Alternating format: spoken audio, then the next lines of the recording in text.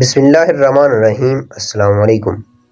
شاہ شمس تبریز رحمۃ اللہ علیہ کی بغداد سے ملتان ہجرت کرنے کے پیچھے بہت ہی درد بھرا واقعہ ہے، جس کا مختصر سا تبصرہ کرتے ہیں کہ بغداد کے علماء شاہ شمس تبریز رحمۃ اللہ علیہ کے بہت خلاف تھے، اور تمام اراکین سلطنت بھی علماء کے ہم نوا تھے۔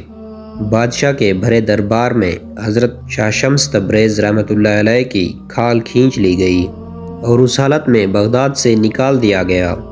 ولی عہد شہزادہ محمد کو حضرت شاہ شمس تبریز رحمۃ اللہ علیہ سے بہت عقیدت تھی۔ جب آپ شہر بدر ہوئے تو شہزادہ محمد بھی آپ کے ساتھ تھا۔ رخصت ہوتے وقت اس نے اپنے امرائے سلطنت کو مخاطب کر کے کہا تھا کہ ملک میں ایک ایسے عالم کے ساتھ ایک ایسا سلوک کیا جائے، وہ ایک لعنت کدہ ہے، اور میں اس لعنت کدے میں سانس لینا بھی دشوار سمجھتا ہوں۔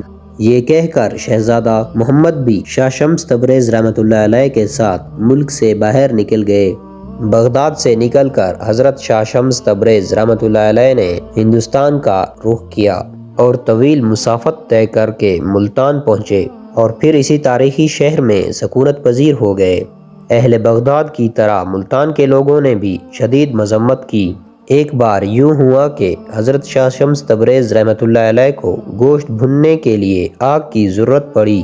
حضرت نے شہزادے کو آگ لانے کے لیے بھیجا، لیکن پورے شہر میں کسی نے آگ نہیں دی۔ ایک ظالم انسان نے شہزادے کو اتنا مارا کہ اس کے دلکش چہرے پر نشانات ابھر آئے۔ یہ کیا ہے؟ حضرت شاہ شمس تبریز رحمۃ اللہ علیہ نے شہزادے کی طرف دیکھتے ہوئے کہا، تم تو آگ لینے گئے تھے۔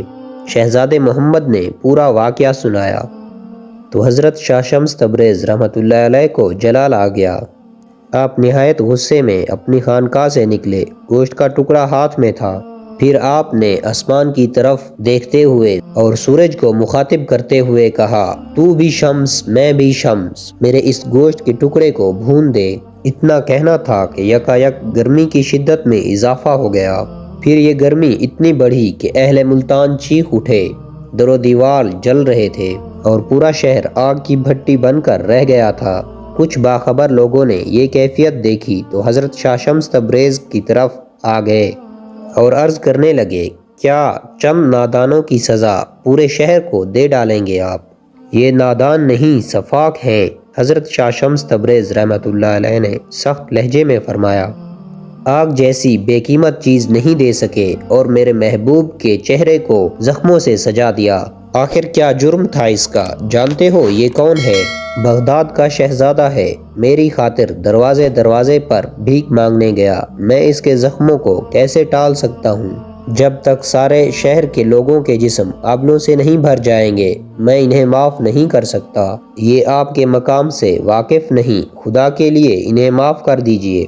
ملتان کے دانائے حضرات نے اپنے ہم علاقوں کی سفارش کرتے ہوئے کہا، اور یہ بات آپ جیسے بزرگ کے شایع شان بھی نہیں۔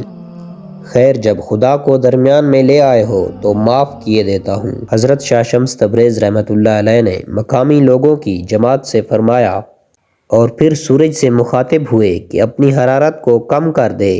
پتہ نہیں یہ لوگ روز حشر کی گرمی کو کیسے برداشت کریں گے۔ آپ کا یہ فرمانا تھا کہ سورج کی حرارت اعتدال پر آ گئی۔